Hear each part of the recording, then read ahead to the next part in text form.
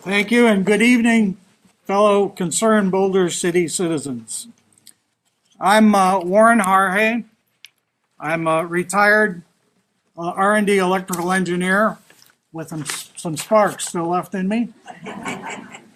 I've lived here in Boulder City for 35 years, moving here from Cleveland, Ohio, 1982, with my wife and three sons, Matthew, Marshall, and Mitchell, who've attended the schools here and gone on to, Marshall and Mitchell have gone on to graduate from UNLV. I have four gorgeous grandchildren, Annison, Andy, Lily, and Brad, and I'm very proud of Annison. She's in junior high, and she was just made editor-in-chief of the school newspaper. Nice. So I don't know where she got that, but we're very happy with her. I'm a member of the Boulder City Sunrise Rotary, and also a member of the Boulder City Chamber. At one time, I was also a director of the Chamber. One of the things that I've been asked is, why in the world would you ever want to run for city council? It's a thankless job. It's a fool's errand. And, you know, I don't have a patron. Nobody approached me and said, why don't you run and I'll fund you? Nobody has said, well, we'll back you, we'll buy the signs and whatever. I just thought that I'm dissatisfied with a lot of things that are happening in our town, things that are changing that I don't really agree with. And rather than sit and weep silently in the corner, I want to get up, stand up, and I file for city council. Now, anybody can do that. All it takes is $25, and you get a nice book of regulations of things to follow. But then the real challenge begins. And the real challenge for me, since I'm an analytical person by intent and by education and by experience, I want to do the research. I want to open up the hood. I want to see how things run. I want to see what's wrong. I maybe tinker around a little bit. So up to this point, I've been in a stealth mode. So tonight is the first time I've really publicly spoke about what I feel I want to do as a councilman on city council. I view the job as the people's supervisor, not the developer's supervisor, not any special interest supervisor. And the other thing regarding Boulder City is that lately there's been a whiff of impropriety. There have been newspaper articles about ethics violations and so forth. And I've felt all along that to be an effective representative of the people, it's the old idiom of Caesar's wife must be above reproach. That's kind of gone by the wayside. I think in order for you to be effective, you have to be untainted. And that gets down to the bottom line issue of ethics and who are your major supporters. And we'll handle that last one first.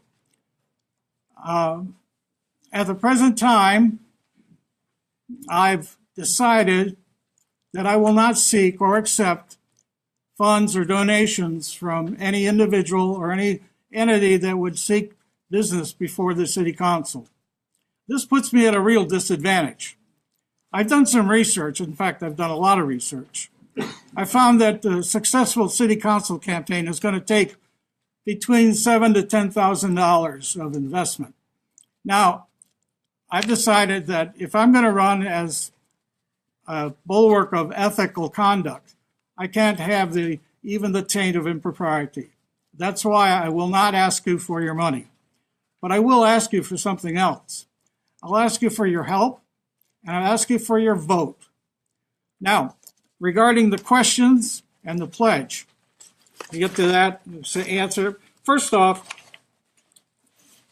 as a matter of convenience to you, for those that are running out of ink or don't want to write down the answers to the questions, I prepared a printed list of all of the questions. Actually, there's 13 questions in all, if you take the sub-questions.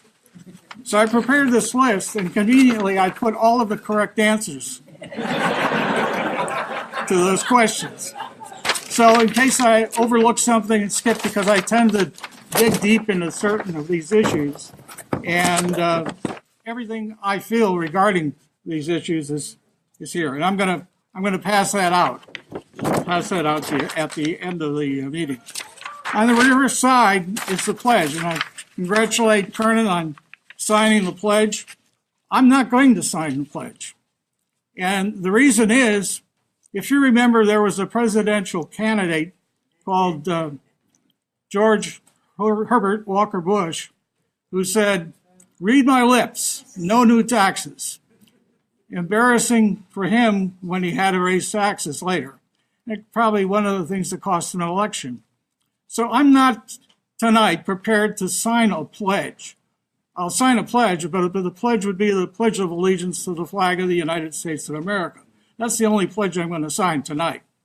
However, what I've done is took the liberty of modifying the pledge for each element and changing the words for things that I feel I could commit to.